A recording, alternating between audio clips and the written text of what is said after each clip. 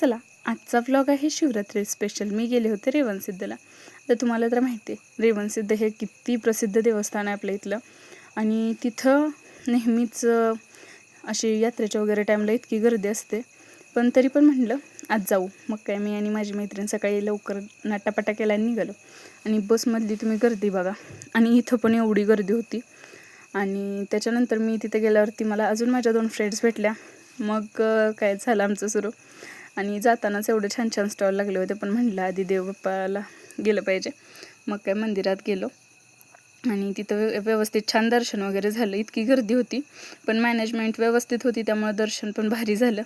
आणि फायनली मग आमचं दर्शन झालं.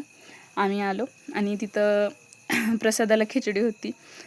तिथून थोडासा घसा म्हटलं थंड केला पाहिजे म्हणून उसाचा रस घेतला.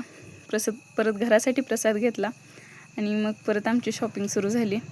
सगळंच आवडत होतं. आणि आजकाल असं झालं आहे ना, माझ्या मम्मीच्या जेवढी भांडी आणत नाही ना, माझी नजर एवढी त्या भांड्यांच्या दुकानात असते की मला हे घ्यायचं आहे का ते घ्यायचं आहे का.